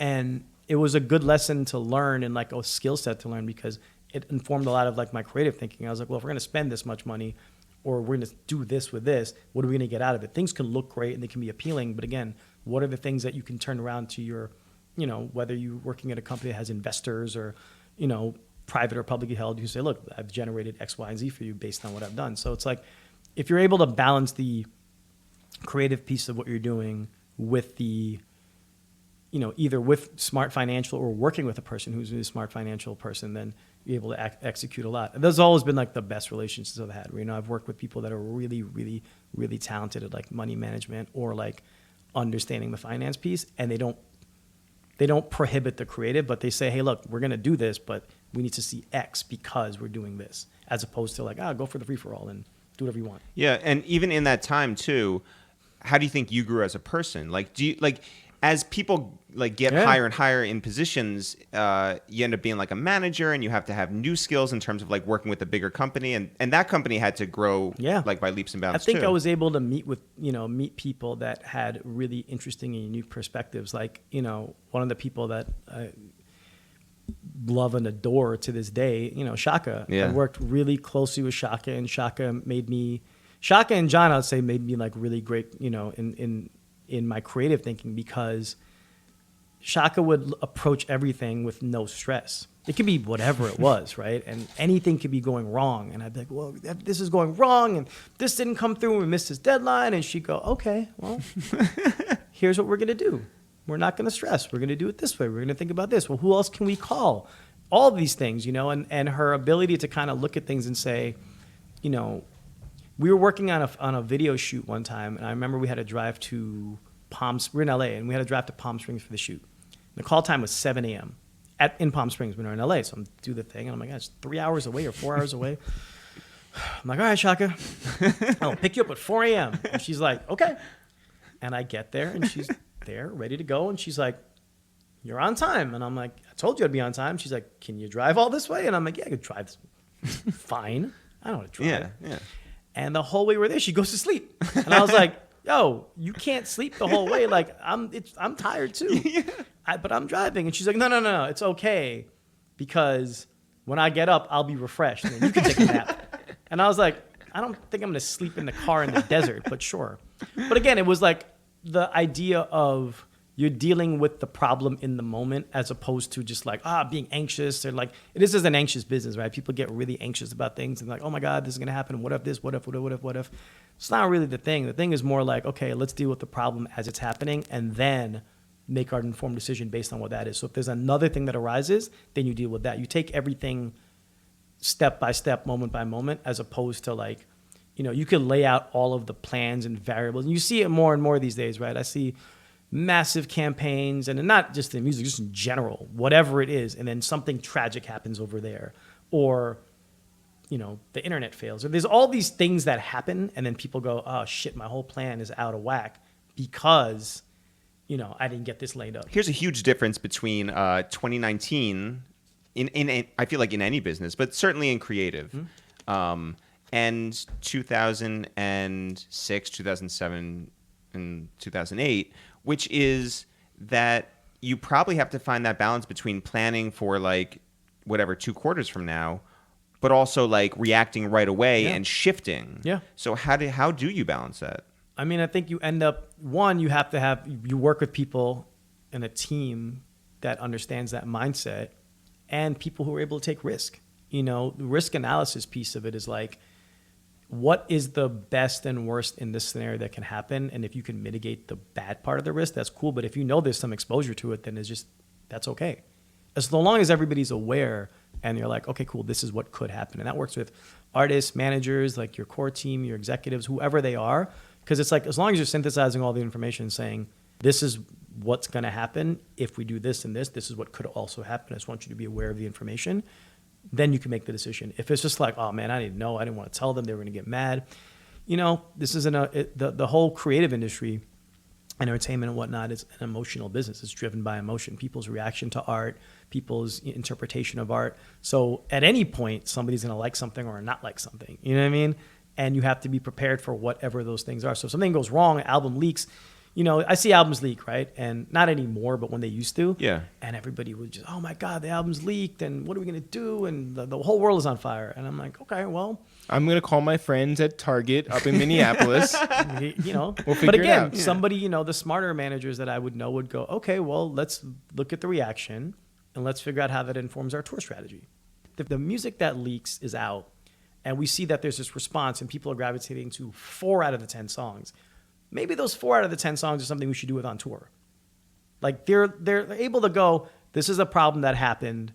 Let's think about how we can now use the other business elements that we're working with to do well with it. Yeah. As opposed to like the whole world. Again, you try to plug the leak, you try to fix all that stuff, but it's like, as opposed to, oh man, the whole thing is done. You look at, it's a lot different now, right? Like I was looking at the Sonic the Hedgehog movie trailer, right? Mm-hmm. Yeah. And as soon as you saw it, if you ever played Sonic the Hedgehog, that you were was like, not that's it. not it. Yeah. And you knew a bunch of people who weren't involved in that were like, oh yeah, this is fine. He's Right, yeah. the hedgehog mutant thing, sure. Yeah. Which is not what the show was. What the Make him game is taller. about. Make Yeah. him taller. Give him more feet. Right. and you're like, immediately people were like, no, dude, not this, not even close. So they had to go back and redraw everything. And it makes me think to myself, like, you probably should have thought about this first, because you could have saved yourself a lot of it. And again, there's a lot of people who work hard on these things, and sometimes it misses the mark, like the Game of Thrones finale. Like, there's a lot of things that miss the mark in that type of thing. And sometimes it's not just answering what people are looking for, but in that example, it's like, that wasn't it. That's not the thing. Sure. I think it's the most interesting time now. I look at, again, it doesn't have to just be a musician, but I look at like actors and people in film. I look at what Lily Singh is doing with her late night show and like people like that. And I'm like, oh, she's a good example of somebody who comes from YouTube and has a late night show. And then part of me goes, is that the validation piece? Like, is it coming from quote unquote the internet, which is this weird vacuum that doesn't exist to a lot of people, even though it's massive? Yeah. And then going to late night television, is that the metric of success? I think it is for her, because there's a representation piece in there, and there's also something, she's the first woman of color. Like, there's all these things that are amazing about it that put her on this lap that's never been done before. So I think that's great. But then the other part of it too is like, you just want to see people that are really good at their craft or really working win. Like, look at you guys. Like, I remember when you guys were doing the skits and stuff back in the day, and I was like, these are terrible. Like, these guys, I never want to hear from these guys again, And now look. Yeah, and you bothered us for 10 years to get up here, and here listen, you are. Here I am. I had to follow Nelly, but No, I think a lot of it has to do with just like you're in a place where people want. There's an escapism in like watching like people that you really champion come there. So You're still talking about us, right? Yeah. Is there anything that you fear in the music industry these days? I think it's the most. I was listening to I was watching the rollout of JPEG Mafia's album, and I really liked him a lot. And I'd heard his records before, and I was like, this kid's super talented. And I was watching these people. Oh well, that exists over there. That's that type of music over there. And I was like, that's so stupid. Like, I think the biggest fear that I have in the music business is just like this idea of still trying to put things in boxes exists, even though. And again, it's not something that I think anybody. I know why people wanted to, and I also understand people like, this makes sense. I don't deal with the boxes or whatever. But I think the big thing about it is like if anybody ever became like either. Not anybody, but if the music, the artist and whatnot became less inspired and just said, all right, I was going to recut the other song that we made, Yeah. Like there was a time, and I can't remember which artist it was. I just remember years ago, an artist sampled themselves. And it was like, it was Nas. And I was like, why would you do that? Yeah. Like it was a good record the first time. Yeah. How did we do it again? I know it worked the first time. Well, it also worked for Jay-Z. Yeah. Did he sample himself? No, I'm saying that sampling Nas worked for Jay-Z. Yeah. But I think there's a difference between sampling Snoop or Nas or Jay or whoever. There's a difference as opposed to like, I'm going to do hip hop, is dead. And then the other, do that. And then you're just kind of like, oh, okay, Yeah. And again, that's fine for that. Again, that's but I'm quite literally saying Jay-Z sampled Nas because Nas was using his voice wrong. Yes. I heard this record. Okay. I also got the joke, Jeff. Yes. Thank God. Yes. I just feel like I'm on a different planet. No, you're in the same one. Yeah. But you're somebody who grew up and you're like, yeah, I like punk, but I also like hip hop. Yeah. And it's like you The don't two have aren't- to just like one or the other. But the two aren't the same. Aren't the punk, hip hop, EDM, dance music, whatever they call it now, like those things aren't different to me. They're just like, I don't hear them. It's going to sound weird. Like I don't hear them differently than I do, they all sound kind of like they're the same thing to me. Right. It's like in a weird, and I think a lot of people, at least in our generation, like grew up the same way, right? It's like, you're just like, yeah, I like this Nirvana song, and I also like this Biggie song. You're like, what's the difference? It's just a great song. Right. And I think it's only when people, no, you got to listen to this thing because that's the thing that we're trying to sell to you. You got to wear these clothes because that means you're this or Right. that. Yeah. I was watching mid-90s on a plane, yeah. and like, I was like, all this music is super hip-hop in here, right? But then you have Trent Reznor and Atticus doing the score from Nine Inch Nails, and it's like, these guys are doing, this is an iconic industrial metal band. And Right. like, they're right up there with Ministry and all these other hardcore bands, like hardcore industrial bands doing music that's set to Souls of Mischief. Yeah. And it all makes sense. Yeah. There's no moment where you're like, no, Right. that didn't work. Every Travis concert is a mosh pit. It's amazing. It's Yeah. great to see it. It's cool when you see like different people just like enjoying all these things and these different shared experiences. I think the more interesting to me is like when you see people like discover things and they're like, I didn't know that was this, or that's why I like that song, or I didn't realize that person could play the guitar or the drum or whatever the case may be. Those things are always really interesting to me because like, you're at a place now, I think, where you have streaming, you have the internet. I mean, you've had it for a while, but you have this ability to like constantly access things and like get to the root of something. And when I'll take it back to college. When I was in college, one of my best friends, he's still one of my best friends to this day, he and I shared a radio show at the radio station.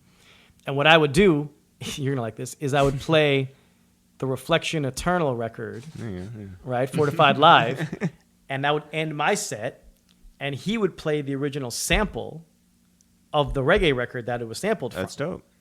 And when Lucifer came out, we were like, oh, shit. Yeah. Look at that. It's Max Romeo and the Upsetters. Like, that's amazing. Yeah. But it was one of those things where we were like, look how interconnected everything. And again, I know it's a very, it's been said a million times before, like blues and hip hop and punk. Yeah, All these things yeah. go together. They're Yeah. all minor pentatonic scale. Like, they're all Right. connected.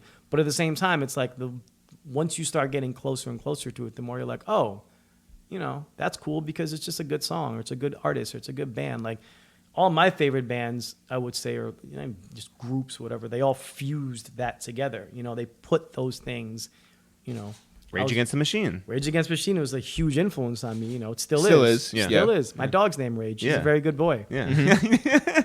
In case he's listening. He's gonna listen. Yeah. He's gonna. I'm gonna play this for him when I leave the house, so you can just hear my voice. He'll hear your guys' voice too. It'll be weird. No, and the thing, it's like that was a band I think for me that when I got introduced to them, first of all, like you want to talk about great marketing. It's like, oh, there's a guy on fire. Yeah. What is this? What is this type? You know, what are these visuals? What the first video I remember I saw the Freedom video, and it was all for Leonard Peltier, and I was like, wait a minute, why are they putting all this information? Again, it's like a 13-year-old Shahendra is getting like super radicalized. Not radicalized. Right, you know what I mean? right. Like Yeah. 13-year-old Shahendra is watching this thing and being like, what is this? Like, who's this guy? Why are they talking about him? Why did this happen? And then you're like, oh, and then it tells you at the end, if you want to know more, read this book, The Spirit of Crazy Horse. Read that. And I was like, I'm going to go read this book. And I went into the library, checked it out. Librarian looked at me like, what are you doing? And I was like, I'm going to read this book, and I'm going to understand what this song is about and what this band is about and why this guy's in jail. Yeah. And then it led me to like understand like, you know, the plights at the time and still happening of like the Native American people and whatnot. And then I think that's the one thing that I was all super attracted to is like any artist, because any artist that you put out art, you can have like, and again, I don't use the word, it's not political, but it's like you have you have access to give people information, right? So if you look at like that band, here's all this stuff, and you would go to their show and there's literature, and they're like, here's a pamphlet, and here's the thing, and here's why you should do this and learn about this. And I remember going to hardcore shows and being like, oh man, like go to a Snapcase show or a Refuse show, an Earth Crisis show, and they're like, here's literature on veganism. And I was like, what is veganism? And, you know, I was like 15, and they're like, yeah, you don't eat meat, you don't eat dairy. And I'm like, I'm going to do that, you know? And I stuck with it, and haven't eaten meat or dairy for like 20-something years now. Wow. But it's because I went there, and I was like, and it wasn't like, I'm just going to go follow a trend. It was more like, oh, there's a reason Right. that you guys are doing this. So show me the reason. And, you know, again, when you're young, you're going to take in more information and be less skeptical. Yeah. But then they're showing you like, oh, we do this because of this, and here's what animals are going through, or here's what, you know, this does to your body, and here's what, you know, the health complications. You start learning about it, and you're like, got it. And then when you would buy records or CDs, it would have all this literature in the actual thing. When Evil Empire came out, I remember my friend gave me a dubbed copy. She got the record the day before.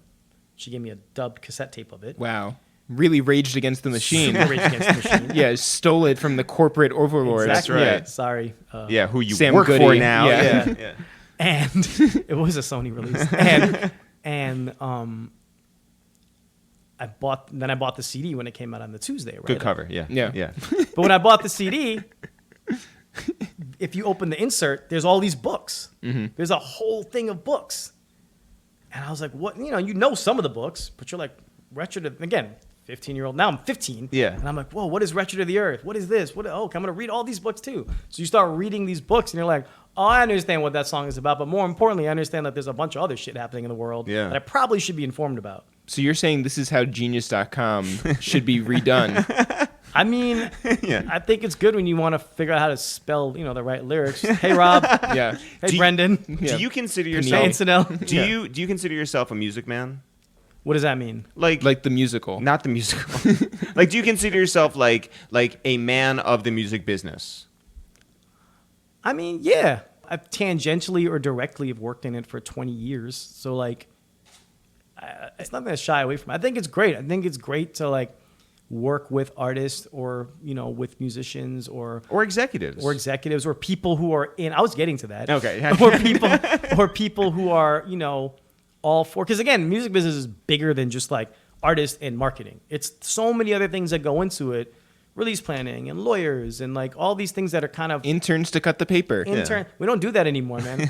All these interns are soft. I should have framed the paper cutter. Yeah. But it's like That would have been a very weird story for whoever walked in. Yeah. what do you have that? Well, let Yeah. me tell you a story. Has to have like its own like stand. Yeah, exactly. You know what's crazy is like at that time too, it was a real thing. You would get the magazine and you would cut up the magazine and then put the magazine on paper, glue it together, and go, look at this clip. Yeah. Not just hand them the magazine with like the thing in it. Like you could have easily tabbed it and been like, hey, turn to page 32. Wow, look at you thinking of all these solutions. I spent a summer interning at a music video and commercial and documentary company, and they had me for a time before they were like, okay, you're actually really good and can like do more than this. But I had to take actual VHS cassette tapes, put lighter fluid on the side of it to get the label off. Oh, wow. And all like the glue and everything, and had to do that for like, like duplicating weeks. porn. Did you have to? Yes, yeah. It's exactly That's like what it was, duplicating guys, porn. yeah. And I think a lot of us came up that way. Like friends of mine that I've been friends with for a long time that have been in this business, like whether on the ad side, whether on the creative side, whether in music, film, whatever, we all kind of looked at things and were like, that's the right, sneaker, and that's the right thing, and that's the right playlist. And like at the end of the day, all of us kind of looked at like, how do you edit these parts of your life together, but also how do you use that for the rest of like whatever your marketing mix or creative mix is going to be? Because like that's really all it is, right? It's like, how do you get this emotional response out of people, and then how do you get them to either listen to the music or engage with the artist or buy the ticket? Look at the Most Def example is really good. A friend of mine sent it to me. He just turned 30, right? So which means when that album came out, he was 10? So he's like, yo, look at this show. We have to go. And I'm like, why are you going to go? You're 10 when this comes out. He's like, right. No, this is the foundation of what I'm into. And I was like, oh, that's cool. Like, I was 20 when this came out. So for me, there's another experience, and there's somebody else who was 30 when it came out. Totally. And we all go there, and we're all like, oh, let's all sing, So we have a friend, John Sparks, who is an amazing mixer and master, and he lives in New Jersey. And he said the other day on Twitter that he finally watched the finale to The Sopranos. And we're like, you live in New Jersey. 12 years late. Well, yeah, and we were like, what? We texted him on the side. We're just like, what's the story behind this? And he was just like, well, I was in second grade when the show was on, and it was like, oh, that does make sense. And then we're like, what was your experience like? Yeah, like what did you think was happening at when the end when the thing happens? He was like, oh, I thought my Amazon Prime cut out. But it's like, think about Which that. is crazy, because how did that spoiler not enter your life for right. He avoided it. 20 years. But also, it's not something that probably was relevant on like to a second Twitter grader now. Because think about it, right? Like I know a lot of people now. You'll say something like, "You've never watched The Wire," and they're like, "I was 6." Right. Sure. Yeah. And then they're like, then they watch The Wire now, and they're like, "Why didn't you just text the guy?" And you're like, "Well, they didn't have text messaging," and they're like, "Why didn't you have text messaging?" And you're like, "Well, because it didn't exist." And they don't understand. Like, there's an entire generation of kids and whoever who grew up just like, hey, here's the internet, here's the iPhone, here's texting, here's social media, here's whatever. So then you show them a show where like there's wiretaps and people. You imagine, hey, we're selling drugs on the corner. No, just get the Snapchat guy. However they do it. Like, just send the guy the DM and he's gonna bring it to your house. Right. And you're like, no, they had the wiretaps and McNulty was mad. Like, what are you talking about? And Omar, like, why would you do that? Why are you so violent? You should be nice to each other. They should work together. Can we name a few people and you say like something nice about them or something terrible? True, yeah, about them. Yeah. Yeah, true. Yeah, sure. I can tell you, Idris Elba used to shop at the record store I worked at. Is that right? And just to tie back He's to a the DJ, wire, yeah. And this is way back when, right? And he would come in and he never spoke. He would just come and take his records and pay for and leave. Except one time, he's like, "Could you play this?" And I was like, "Yo, you're British?" And he was like, "Yeah, I'm British." And I was like, "Why?" And it was a record store in Brooklyn, so we were all definitely smoking weed. We're like, Yeah. wait a minute. Stringer Bell is British? She's like, "My name is not Stringer Bell." And we're like, "Dude, your name is Stringer Bell, and you're British. This is crazy. Here's your record, man." It was a reggae record. I know too. you. That's why you said I know you to everybody. Yeah, Yeah. I know you. Yeah. P, I know you. Yeah, real suspicious. Nelly Ortiz. I love Nelly Ortiz. Nelly Ortiz is good. Yeah. Well, no, not just like whether or not you like them. Like, what do you like about them? Or What about, what's a like- good story? That's a good Nelly story. Oh, there's Yeah. so many. My favorite one is the meeting that you guys were in, but I don't know that you're going to tell that story. I can tell it in parts. There was an artist who stopped the meeting one time. We were with, it was a few of us, and there was a marquee artist. And in the middle of the meeting, he stops and he looks at Nelly and he goes, "You know who you look like?" And I was like, this is no way that anybody should guess what this is going to go. And he's like, "You look like that comedian. She's really funny." And again, we're all like, "I don't know who Nelly looks like. Yeah. What comedian does she look like?" No, you look like that. And Nelly's like, "I don't know. What do you look like?" And then finally she goes, "Is it?" And he's like, "Who?" And then she shows him and he's like, "Yeah, you look like her." And I was like, "Oh man, it's a terrible thing to call Nelly. You want me to call it?" No one wants that. And she was really mad. Then, of course, we would call. She's like, that's not funny, guys. Oh my God. It was funny for the time. Mary H.K. Choi. Mary H.K. Choi. By the way, I'm sorry. 3-time New York Times bestselling author. 3 times New York Times bestselling author Mary and H.K. pronounces vodka vodka. And that's my favorite thing about Mary. Mary, I sat next to each other when we worked the Giant, and she'd be like, oh man, I really need a drink. Just get like a vodka martini. And I'd be like, what are you saying? And she's like, vodka. You say it vodka. That's how it's pronounced. I'm like, no, it's vodka. VODKA is vodka. Yeah. And she's like, no, Shahendra, it's vodka. And I was like, all right, Mary would like a vodka, everybody. Lenny S. What's a good Lenny story? What was your first time sitting on the couch like? We walked by and I was like, what is this? And he's like, it's, first of all, the room was gold. The actual walls were gold. And we were like, this looks nuts. And he was like, no, this is cool. The first time I was sitting on the couch, I was like, where's this couch from? It's like Love and Hip Hop. And he was like, don't do that. And I was like, I don't know. He's like, gold. Where do you get a gold? Did you Google it? And he's like, shut up, man. Lenny, like the cool thing about Lenny, I think, is always like, you know, his ability to like go from being a documentarian, right? So he sat on so much cool, iconic stuff, but then also like he's been the fly on the wall. So like he's kind of been able to be quiet and observe and just take the blissful moments and capture some of the chaos, and also be like, no, the splits aren't in. Like this is the mix, you know, like that. That's a really cool like skill. I think a lot of people benefit from listening more than just talking, you know, and like the guys that kind of sit in the room and just observe, and you're like, why is that person so quiet? And you're like, oh, they're actually the real, you know, the real killer in all of it. I want to talk about something, you know, speaking of your friends, and we haven't touched on this really at all, but... That I don't have any friends? You don't have any friends. And what's up with that? Some of your closest friends are... When should I knock the mic over and just walk away? I think right now. After Jeff's talk. Okay. Yeah. No, but some of your best friends in this industry are Amir Bessi, who is Egyptian. Joseph Patel, who is Don't say Indian. anything crazy. No, but you're originally from Suriname, and that there is no geographic sort of connection there. There is. So brown people like myself, we got to the West Indies through indentured servitude. So the British were like, "Hey, you owe us money in India. We're gonna send you to this other place, and y'all could cut cane, and then whatever, and then we'll send you back." And of course, we got there, and they were like, "Oh no, just stay. It's cool. Don't worry about it. You don't have to come back. We're also not gonna bring you back." And so that's kind of how generationally people from Trinidad, Suriname, Guyana, you know, the British West Indies, the Virgin Islands, Jamaica, all of that, you know. But so like when you meet people like Joseph Patel was one of the first second brown person that I met in the business. And I was like, oh, cool.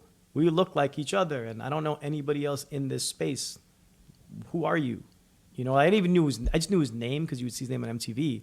And I was like, that's so cool. That guy works at MTV. Like, how do you do that? You know, and because again, like you're growing up and your parents like, you gotta be a doctor, you gotta be a lawyer, you gotta be an engineer, you gotta be one of these things. And you're like, I'm gonna work in the music business. And they're like, as the doctor? Yeah. Like, yeah, the music doctor. And then, you know, I had also had another friend of mine in college who was West Indian. His older brother was a publicist. And his older brother was kind of like, he took me under his wing and you know, he'd be like, yo, you can come to parties with us, like fashion parties and stuff. And I was like, what are fashion parties? He's like, you know, models and bottles. And I was like, I'm into all of this. This sounds great. Yeah. Vodka. Yeah. Vodka. All the free vodka you can have. And we'd go to these clubs and these parties. And again, I was like 19 at the time. And I was like, it's, you know, we were just like, yo, this is crazy. Like people really, bottle service. You see these things, you hear about these things, you see them in the videos. When you see it in real life, you're like, oh, you really just spent all that money on a bottle? Man, we were like, you know, stealing 40s at Hunter and drinking, like we were stealing liquor at the liquor store across from Hunter. Sorry, guys. Yeah. We stole a lot of liquor from that. And well, what happened is we would kind of like just observe it and go, okay, then he'd introduce you to people. So one time he was like, oh, I want you to meet this guy, Glenn. His name is Glenn O'Brien. I was like, who's that? He's like, oh, he's this guy that discovered this artist named Basquiat. And I was like, you know him? He's like, yeah, I'll introduce you. So I meet Glenn.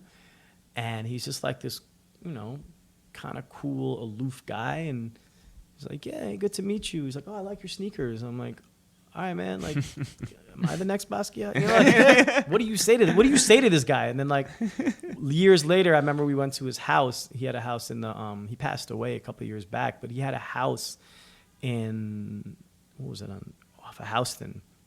And we go in, he's got a massive library, massive books everywhere, art everywhere.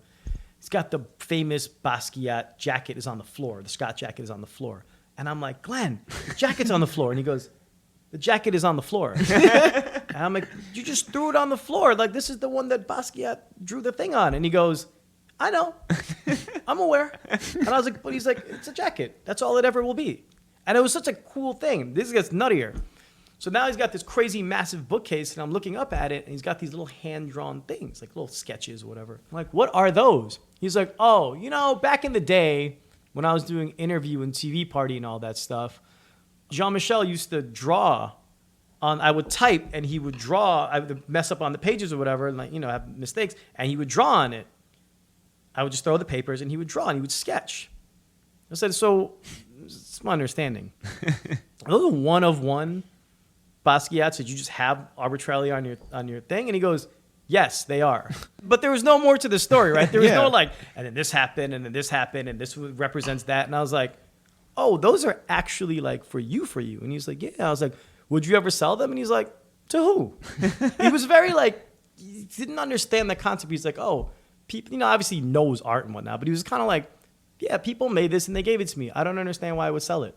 Like, he didn't understand the like transactional, like, oh, you flip it and you buy this, you do this, you do that. Well, or he did understand it and he was just like, you know, people assign a meaning to it, but that's not the meaning. That's a better for way me. to put it. Yeah. The other cool thing, he had a Tom Sachs piece and his kid drew on it. And he's like, oh yeah, Tom Sachs did this, and then my son Oscar drew on it. And I was, in a minute, you're like, oh, you probably threw Oscar through a window, right? And he's like, no, it's cool. It's collaboration by proxy. And he just started laughing to himself. He was like, it's so funny. And I was like, that's such a cool thing. Like, the guy's got his Basquiat thing over here. He's got these other ones. He's got this Tom Sachs piece that his 3-year-old, at the time his kid was 3, drew on it. That's so dope. it was like, you just end up meeting all these like really interesting characters. Well, here's one more, Sophia Chang. Sophia Chang is somebody that I super duper adore. She was managing RZA, and I want to say Jizza or OD, somebody else in the camp, maybe Raekwon. I can't remember exactly, but I know she's managing RZA. And so we got cool because like eventually RZA was just like, when I would hit him for certain things, because we stayed cool after I interviewed him for the Ecko thing. I would send him gear. When I lived in LA, he would just call me, what are you doing?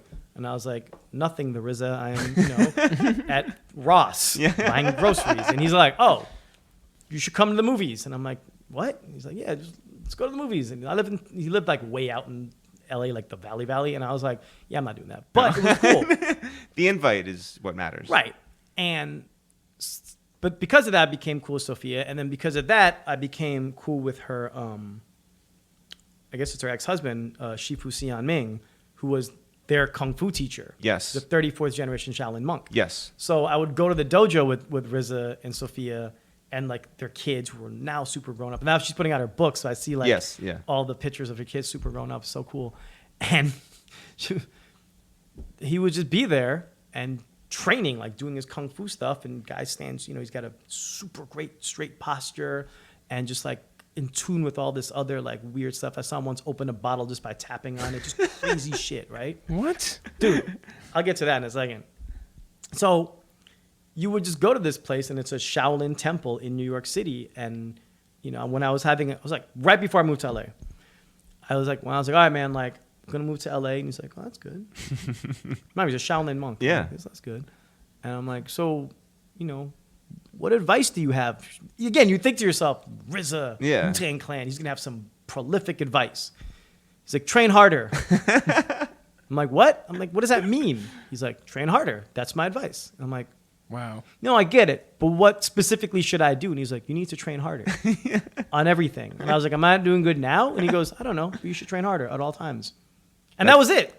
And I was like, sending you on a vision quest. Seriously. Yeah. And the crazy thing about it is like, he definitely sent me on the vision quest because like those are the things that stick with you, right? The things that stick with you are like these really succinct, small, we were working on, I think, Watch the Throne. John Manili was like, whatever you do, don't fuck this up. And I was like, that's your advice? And he's like, that's the only advice I will ever give you. And he walked away. And I'm sitting there like, you don't know what to do with that information. right? Manili is a monk. He might be a monk. Same thing with Shaka. Shaka would be like, it'll be okay. Things will work out. And you're like, what if they don't? She's like, but they will. Like, there was never like an answer that wasn't just more succinct than a few sentences, a few words. You know what I mean? But that's the best advice, the kind of advice that you can fit on a keychain. Yeah. One thing with Sophia was great was because, like, you know, she'd had this amazing industry as an Asian American woman in the music business. Like, there's very rare. That's a rarity. And then now you see more like, you know, I have a good friend, Grace Kim. She was over at Atlantic. She's Korean American. You know, there's a lot of people now that you see like the more diversity in all of it. But she was one of the people I looked at and I was just like, man, you're so cool. You have the Gucci hat. You have a look. You know, people know you. And like, they respect you. More so that they know you is that they respect you and they listen to you. And you're working with literally, arguably, one of the most influential people ever in recorded music, not just rap, just in music. Yeah. Like what they were able to architect with Wu-Tang and like what they've been able to do. And even now, this huge resurgence. It's crazy. From the documentary to the Hulu show to RZA's books, all of these things, you're able to look at it and go, man, like you really interface and helped shepherd a lot of these, you know, different points of their career path. And the same thing with, you know, whether it was Jizza or Dirty or Raekwon, any of them, like her. So I was always just fascinated just how she's just calm. She was always calm, you know. And I remember they invited me to Shifu Xianming's birthday party one year at the temple, and I went, and you know, it was crazy because like you just like, oh, I'll go, I'll see RZA, I'll see Wu-Tang, and you go and it's like Dave Chappelle. This is what Dave Chappelle was. Dave Chappelle on the Chappelle Show. And he's there. And like all these other, Bokeem Woodbine is there, all these random like A-list celebrities, whatever. But they're all there for this one Shaolin monk. Yeah. And he's like, I'm going to show you a trick.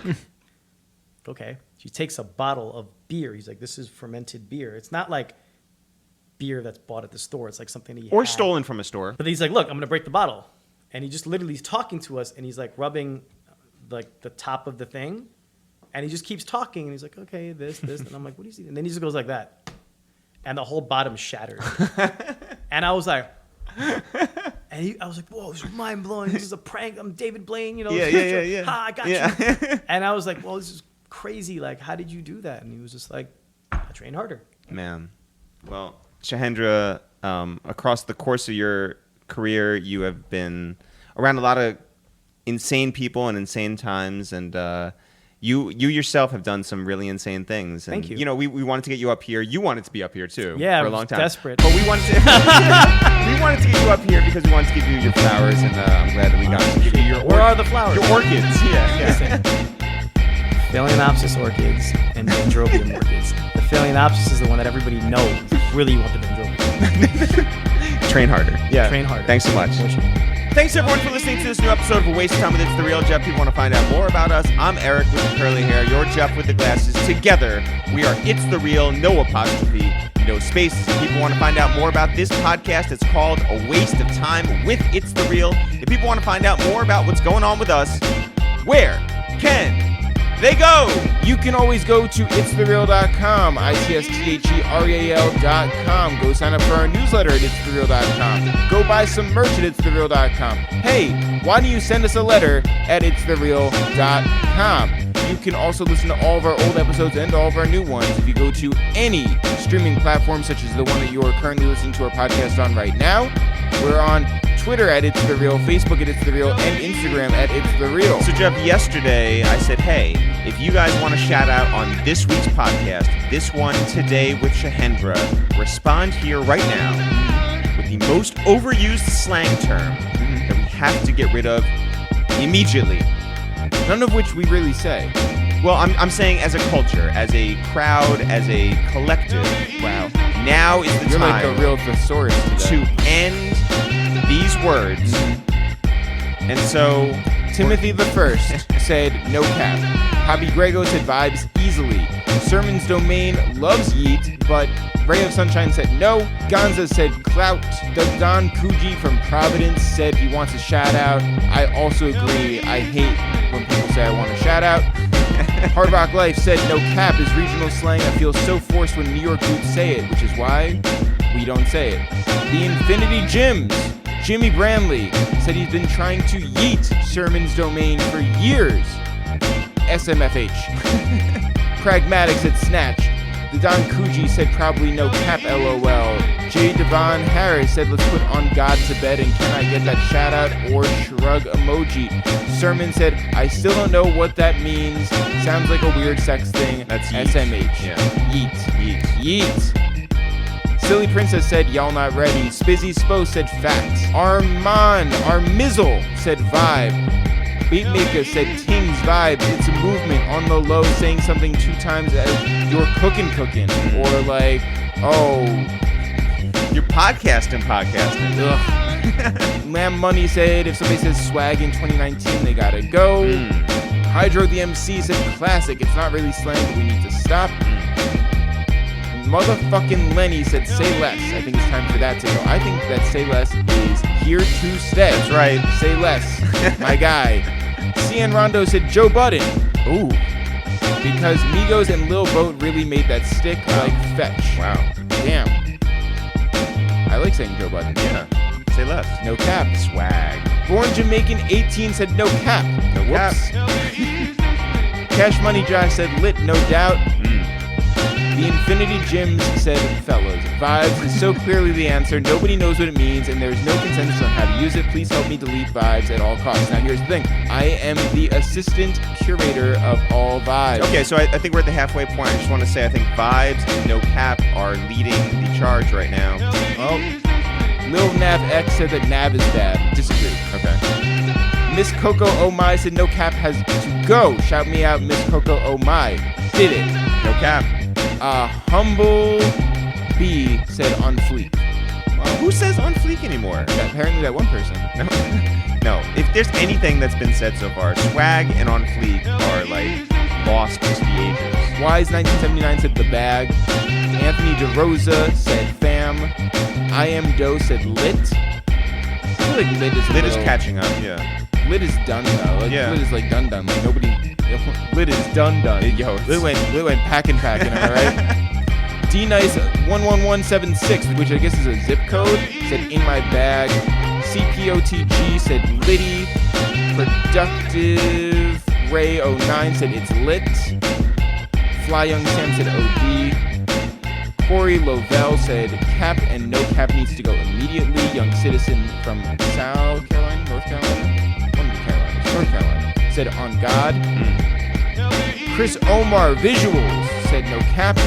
Tyler B305 said no cap and putting B's in front of words because most of y'all not gang members and that's weird. And Perk 30 because there's no such thing. Bouvier 850 said I'm real on my seed on my mama. On my mama. Ooh. On my hood. Ooh, I look fly. I look good. Yeah. Gerard Hussein said, I don't know if this counts, but using skirt in actual sentences and not as an ad-lib, that shit has got to stop. I've never heard anybody say skirt in actual sentences. They are insane. Jeez Louise said no cap. No cap. 365 said the bag and no cap. Okay, no cap is just running away with It's a vibe said yo should be in the dictionary. That's not helpful. And the name is It's a Vibe. Ban him. Slay Mister said for real. No, not here. Yeah, no, you're banned. Everybody's banned. Dudes It Well said it's lit. Comfy Cozy said drip. That's the first mention of drip. I could do with less drip. Yeah? I just have so much drip. Stop capping. Jimmy Butcher said dope. Let me be clear, people who brought it back are overusing it and wrongly using it. Damn it. How do you want dope a lot. Yeah, how do you want dope to be used? Coda the MC said mac and cheese 3. Joking, I don't feel like you guys overuse any phrases. Damn. Also, it's mac and cheese 4. Yeah. LTZ said we have to get rid of no cap. Robbie Digital said for the culture. Rebel Rome said no cap. Fake news, absolutely hate that phrase, says Guadameja. That's the first political mention. By the way, down with that. Yeah. Smash Lame said no cap. M Sween 10 said miss me with that fill in the blank. Rhonda, no one was even aiming that fill in the blank at you. I don't know what that means. Wait. Don't know, don't care. Okay. Billy Bruckner BX said fleek. I cannot believe people are still saying That's fleek. 2 fleeks? 2 fleeks. On fleek? One more and then Beetlejuice shows up. That's Top right. Bananas 48 said savage. Oof. Jay Walk on the track said bet. Granddaddy Woo said period poo. On God, no cap. I've never heard period poo. Period poo. Period God, no cap, it's a vibe. If I do get a shout out, include not for real, so I know it's real. Not for real. Awesome Nobody said, hands down, bro, everybody is everybody, bro. That's like when Star was making fun of Big Tigger and said, not everybody's your cousin. So great. Hal 9000W said, it's lit. Lance Armstrong's missing testicle. James Humble said, bet. Schmendrick Lamar Puto 820 said, anything you can refer to as a movie or a zoovie. Damn, that's aimed right at you. I do say movie and zoovie all the time. Yeah. You know, when things are Ad zoovies. Astra was a good zoovie. Yeah. Sunday HH Times said lit, even though sometimes it be lit. Sane Boy A said trip. That's it. All right. Well, Jeff, I resolved to say all those words more for all of you. bring it back. As always, guys, on my mama, on my hood, Woo. I look fly. I look good. Not for real. Sure. We'll see you guys next week. No cap. Like a sun